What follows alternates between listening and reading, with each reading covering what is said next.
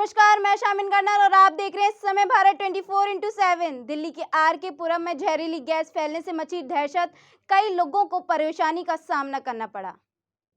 दिल्ली के आरके पुरम में कथित रूप से जहरीली गैस फैलने से दहशत मच गई। यहाँ लोगों की आंखों में जलन और सांस लेने में दिक्कत होने लगी। लोगों का दावा है कि दर्जनों लोग बेहोश हो गए। हालांकि अभी आधिकारिक रूप से यह पुष्टि नहीं हुई है। ऐसे में यह अफवाह है या हकीकत, इसका पता नहीं चल पाया है। घटना बुधवार रात करीब 9 बजे की है। स्थानीय लोगों के मुताबिक एकता विहार के ठीक बगल में स्थित सीआरपीएफ कैंप या एनएसजी कैंप से जहरीली गैस छोड़ी गई। इसके बाद यहाँ अफरा तफरी मच गई। लोगों की आंखों में जलन और सांस लेने में दिक्कत होने लगी। लोग अपने अपने घरों से बदहवास होकर बाहर सड़क पर आकर खड़े हो गए। कांग्रेस के कई विधायक टीएमसी में हुए शामिल। पूर्व मुख्यमंत्री मुकुल संगमा ने भी थामा टीएमसी का हाथ। मेघालय में कांग्रेस को लगा बड़ा झटका। यहाँ राज्य के पूर्व मुख्यमंत्री मुकुल संगमा ने तृणमूल कांग्रेस का दामन थामा। इसके अलावा 11 अन्य कांग्रेस विधायकों ने भी टीएमसी में जाकर ज्वाइन कर लिया। बड़ी बात तो यह है कि घटनाक्रम से पहले राज्य में 18 कांग्रेस विधायक थे। इसके साथ ही टीएमसी अब मेघालय में मुख्य विपक्षी दल बन चुका है। बताया जा रहा है कि प्रशांत किशोर की टीम ने पहले टीएमसी की ओर से संगमा से संपर्क किया था। वहीं गोवा के पूर्व मुख्यमंत्री भी पार्टी में शामिल हो सकते हैं। दिल्ली में प्रदूषण के चलते पेट्रोल डीजल की गाड़ियों की एंट्री हुई बैन। सिर्फ सीएनजी और इलेक्ट्रॉनिक गाड़ियों को ही मिलेगी अनुमति। देश की राष्ट्रीय राजधानी दिल्ली में हवा की गुणवत्ता में सुधार हुआ है, लेकिन इसके बाद भी हवा भी खराब श्रेणी में ही है। इसी बीच दिल्ली के पर्यावरण मंत्री गोपाल राय ने घोषणा की है कि 27 नवंबर से इलेक्ट्रिक और सीएनजी वाहनों को एंट्री मिलेगी, जो कि आवश्यक सेवाओं में लगे हुए हैं। इसके अलावा पेट्रोल और डीजल वाहनों की एंट्री 3 दिसंबर तक पाबंदित है। वहीं दिल्ली कैबिनेट के प्रदूषण में सुधार को देखते हुए अब 29 नवम्बर से स्कूल और कॉलेज भी खोले जा सकेंगे। दिल्ली के अंदर पिछले 3 दिनों से लगातार प्रदूषण के स्तर में सुधार हो रहा है। अगर एवरेज एयर क्वालिटी इंडेक्स को देखें तो दिवाली से पहले जो प्रदूषण की स्थिति थी, दिल्ली आज उस स्थिति में पहुंच चुका है। दिवाली के बाद से लगातार प्रदूषण का स्तर बढ़ने लगा था और उसको देखते हुए दिल्ली के अंदर जो रूटीन कार्रवाइयां थीं, उसके अलावा कई सारे प्रतिबंध लगाए गए थे। किसान नेता राकेश टिकैत आज गाजियाबाद के सदरपुर गांव में किसानों के धरना स्थल पर पहुंचे और उनका समर्थन किया। वहीं तीनों कृषि कानून की वापसी को कैबिनेट की मंजूरी मिलने पर उन्होंने अपनी पहली प्रक्रिया दी है कि किसानों की यह पहली मांग थी, जो कि सरकार ने मंजूर कर ली है। राकेश टिकैत ने कहा कि हालांकि किसान आंदोलन अभी खत्म नहीं होगा, क्योंकि एमएसपी पर भी कानून बनने की मांग उनकी है। वहीं इसके साथ साथ उन्होंने 700 किसान शहीद हुए हैं, उनके बारे में सरकार बातचीत करे, यह भी मांग की है। राकेश टिकैत आज किसानों की समस्याओं को लेकर ओवैसी के गढ़ हैदराबाद भी जा रहे हैं।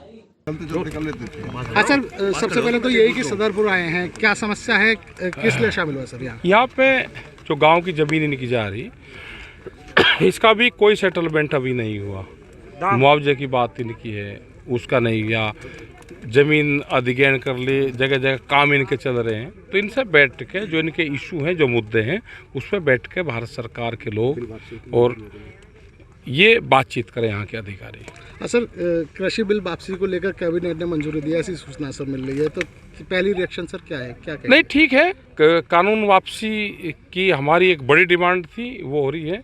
पोल्यूशन पे एक बड़ी डिमांड थी, वो भारत सरकार ने पहले ही उसको कहा कि हम नहीं लेकर आएंगे। बिजली अमेंडमेंट बिल को उन्होंने अभी रोका हुआ है, उस पर अभी लेटर जारी नहीं हुए।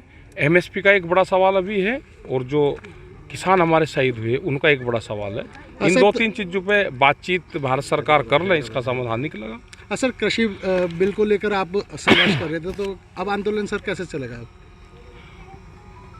आंदोलन तो ठीक चल रहा है हमारा। एमएसपी पे जब तक भारत सरकार बात नहीं करेगी, ये आंदोलन जारी रहेगा। सर, आगामी क्या प्रोग्राम है सर? बताया जा रहा है ट्रैक्टर रैली सर ने, वो 29 तारीख का प्रोग्राम है, 60 ट्रैक्टर के साथ में। हैदराबाद जा रहे हैं? हैदराबाद आज हैदराबाद जा रहे हैं। कल का मीटिंग है सर हैदराबाद में मीटिंग है, वही किसानों की, मजदूरों की, उनकी सब। सर 1 तारीख को बताया जा रहा है कोई एक नई मांग भी आपकी तरफ से इसमें शामिल होगी, जो आपकी मांग है वो सर, तो क्या मामला है? जनवरी में इन्होंने कहा, 1 जनवरी में जी कि 1 जनवरी से 2022 में किसानों की आमदनी दुगनी करेंगे। ये तो देश के प्रधानमंत्री ने कह रखा है। जी, तो सर आपकी तरफ से सर क्या मांग होगी इसमें फिर, क्योंकि प्रधानमंत्री ने कहा था अब वो तो जनवरी जब आ जाएगी, जब होगी। संघर्ष करेंगे या अरे आन तो अभी तो चल तो रहा है। मंदसौर में जिला आबकारी अधिकारी ने अनोखा आदेश निकाला। कोरोना वैक्सीन के दोनों डोज लग गए तो उन लोगों को मिलेगा शराब पे 10% डिस्काउंट। मंदसौर में महावैक्सीन अभियान को सफल बनाने और लोगों को जागरूक करने के लिए प्रशासन तरह तरह के प्रयोग कर रही है। प्रशासन की नजर अब शराबियों पर भी है। मदिरा के शौकीन के लिए मंदसौर में अजीबोगरीब आदेश दिए गए हैं। वहीं जिन्होंने कहा है कि अगर आपने वैक्सीन की दोनों डोज लगवा ली है तो आपको सीधा 10% की छूट दी जाएगी। आपको सिर्फ अपनी दोनों डोज लगी हुई सर्टिफिकेट लेकर किसी भी शराब की दुकान पर जाना है और आप जो भी शराब लेंगे उस पर आपको कुल 10% की छूट दी जाएगी। हालांकि यह आदेश सिर्फ 24 नवंबर तक ही है। ये जो आदेश है, चूँकि वो आबकारी अधिकारी ने जारी कर दिया, इससे ये भ्रम की स्थिति निर्मित हुई कि संभवतः शासन या प्रशासन या शासकीय अधिकारी ने कोई छूट दे दी है। किसी भी आबकारी या शराब के व्यवसाय में छूट जो है शासन स्तर पे अगर निर्णय होता है तो पूरे प्रदेश में लागू होता है। तो इस तरह का कोई निर्णय प्रशासन या जिला स्तर पे या आबकारी अधिकारी के स्तर पे नहीं लिया जा सकता। घटनाक्रम के बारे में जब मुझे पता चला तो मैंने बहुत विस्तार से आबकारी अधिकारी से चर्चा भी की थी। कल शाम को भी मेरे सामने मामला संज्ञान में आया था। तब ये था कि कुछ जो शराब के व्यापारी हैं वो सेकेंड डोज के नाम पे 10% की छूट देना चाह रहे हैं। आपने ध्यान दिया होगा कि व्यापारी संगठनों से भी हमारी चर्चा हुई थी और सभी लोगों से मैं बार बार अपील कर रहा हूँ कि सेकेंड डोज को प्रोत्साहित करने के लिए जो भी प्रयास हो सकते हैं वो सबको करना चाहिए, पूरे समाज को करना चाहिए। लेकिन चूंकि ये शराब से जुड़ा हुआ मामला था और जिला आबकारी अधिकारी ने एक पत्र जारी कर दिया था, इससे ये भ्रम बना कि ये शासन का निर्णय बिल्कुल नहीं था। आज ही आबकारी अधिकारी से बात करके जो ड्यूटी उन्होंने लगा रखी थी वो विड्रॉ करने का मैंने पत्र जारी करा दिया है। तो अब ये कोई भी व्यापारी अगर अपनी तरफ से अगर समाज हित में कोई निर्णय लेना चाहे तो वो इसके लिए स्वतंत्र है, वो अपने स्तर पर प्रचार प्रसार कर सकता है। इस संबंध में आबकारी आयुक्त से भी मेरी चर्चा हो गई है, वो पत्र हमने विड्रॉ कर लिया ताकि कन्फ्यूज़न खत्म हो जाए। सर जो फिलहाल जो ये आदेश था क्या निरस्त किया गया?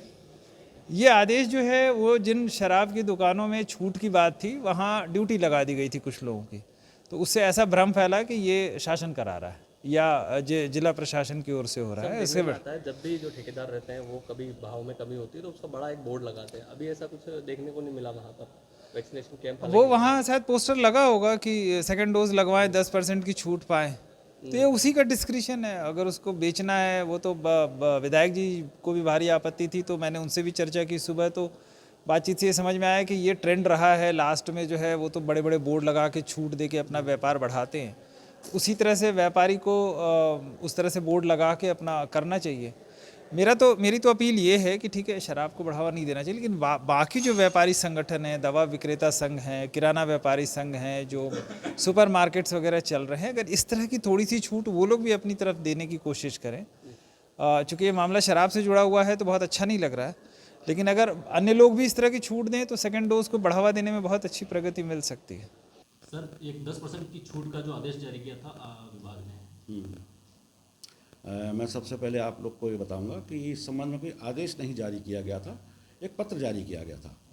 और ये पत्र इस संबंध में जारी किया गया था कि हमारी जो प्रधानमंत्री जी की महत्वाकांक्षी योजना है कि घर घर वैक्सीन लग जाएं और हम कोविड की आने वाली लहरों से अपने समाज को, जनहानि को बचा सकें। इस संबंध में आप देख रहे हैं कि विगत दिवसों से समय समय पे कैंप लगाए जा रहे हैं। शासन प्रशासन पूरी तरह से समर्पित है कि वैक्सीनेशन अभियान हमारा पूरा हो जाए। हमारा 93% प्रथम डोज लग चुका था, लेकिन हम द्वितीय डोज में केवल 50% तक ही पहुँचे, तो बाकी लोग कहाँ गए? इसको ढूंढा भी जा रहा है लेकिन लोग नहीं आ रहे हैं। अब ये कहा जाता है कि भाई कहाँ पे जो है लोग पहुँचते हैं, वो लोग जो वैक्सीन की तरफ मतलब बहुत ज़्यादा अट्रैक्टिव नहीं है। तो हमारे शराब दुकान में एक ऐसा वर्ग है, मजदूर वर्ग, श्रमिक वर्ग, जो वैक्सीनेशन के संबंध में बहुत जागरूक नहीं है। तो ये प्रयास किया गया कि यार लाइसेंसी से पूछा गया कि भाई तुम इस पर क्या सहयोग कर सकते हो, तो बोला सर मैं सहयोग ये कर सकता हूँ, जो वैक्सीनेशन अगर लगा लेगा दोनों तो उसके लिए हम एक 10% का डिस्काउंट उसको दे देंगे प्रमोट के लिए कि वैक्सीन वो लगाए। MRP पे, मतलब MRP है, उसको 10 रुपये का फ़र्क पड़ता है। दूसरा, जब उसने ये कहा तो हमने इस संबंध में कहा कि ठीक है, हम आपका सहयोग इसमें कर देंगे। वहाँ वैक्सीनेशन सेंटर ऑलरेडी लग रहे हैं और वहाँ पे जब आदमी जाएगा तो उससे पूछा जाएगा कि भाई तुमने वैक्सीन सेकंड डोज लगाया, नहीं लगाया, तो वो वैक्सीनेशन सेंटर आप लगा लीजिए, ताकि हम शासन के उस योजना को एक मूर्त रूप दे सकें, सहयोग कर सकें। लेकिन इसमें सबसे बड़ा क्या था कि ये आदेश नहीं होने, केवल सहयोगात्मक पत्र था जिसको सूचना जारी की गई थी और इसमें शासन के राजस्व की किस तरह का नुकसान नहीं होना था। ये ठेकेदार स्वयं के प्रॉफिट से 10 रुपये का डिस्काउंट केवल इसलिए दे रहा था कि शासन को सहयोग करते हुए वैक्सीनेशन को एक अच्छी स्थिति में ले जाए ताकि समाज आने वाली तीसरी लहर से बच सके। लेकिन विडंबना ये हुई कि इसको कुछ लोगों ने भ्रमित हो गए कि इसको शराब को प्रमोट किया जा रहा है। वैसे भी शराब का ग्राहक तो डेली दुकान पे आता ही है, उसको प्रमोट करने की कोई ज़रूरत ही नहीं है। लेकिन प्रमोट हम वैक्सीनेशन को कर रहे हैं कि हमारी वैक्सीनेशन लग जाए। अब वैक्सीनेशन लगने के साथ आप भी समझते हैं कि जब दूसरी लहर में किस स्थिति से हम भयावह स्थिति से गुजरे, उस स्थिति को टालना हम सबका फर्ज है। और इस स्थिति को कैसे टाला जाए, जैसे आज मॉल में पूछा जाता है केवल कि आपने वैक्सीन लगा लिए, उन्होंने कहा हाँ और चला गया।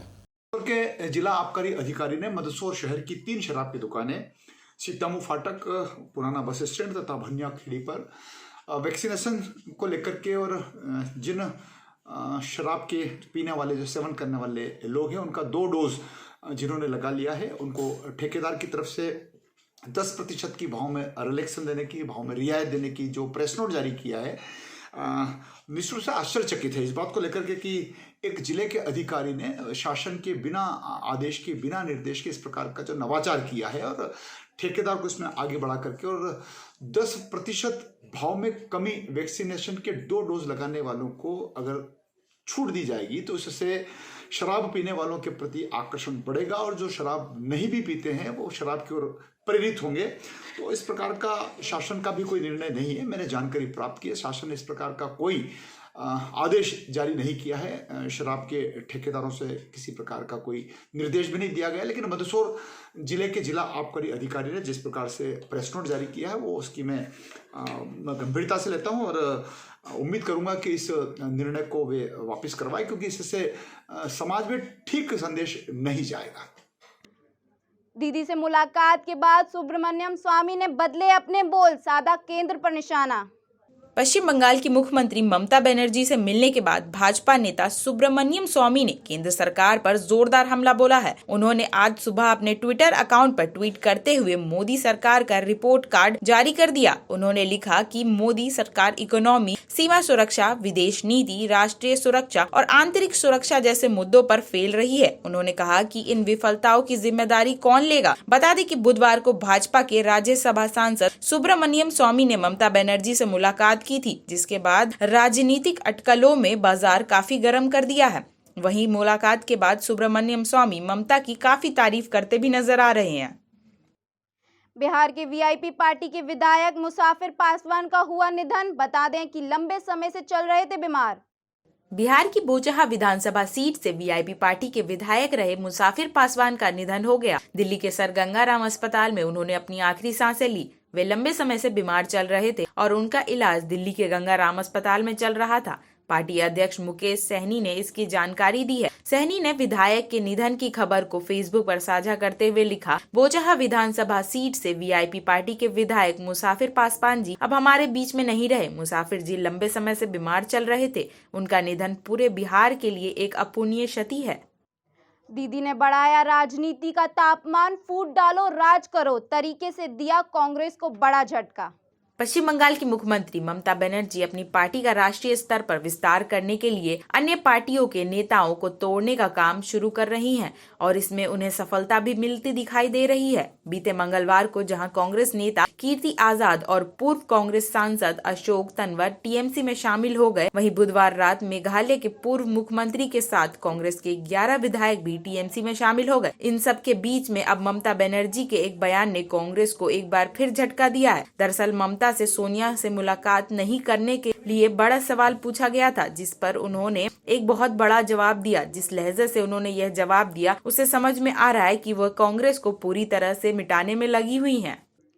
भारतीय रेलवे ने दी लोगों को बड़ी राहत, घटाया प्लेटफॉर्म टिकट, अब 10 रुपए होगी कीमत। कोरोना वायरस का कहर देश में धीरे धीरे कम हो गया है। इसी के साथ इंडियन रेलवे ने कई पाबंदियों को भी हटाना शुरू कर दिया है। अब सेंट्रल रेलवे ने प्लेटफॉर्म टिकट की कीमतें घटाने का फैसला किया है। अपने दोस्तों और रिश्तेदारों को स्टेशन पर छोड़ने आने वाले लोगों को अब इससे काफी राहत मिलेगी। हाल ही में इंडियन रेलवे ने सभी स्पेशल ट्रेनों को रोककर पहले की तरह सामान्य रूप से ऑपरेशनल करने का फैसला किया था। वहीं सेंट्रल रेलवे ने ऐलान किया है कि अब प्लेटफॉर्म टिकट 10 रुपए में मिलेगा, जो कि पहले 50 रुपए में मिल रहा था।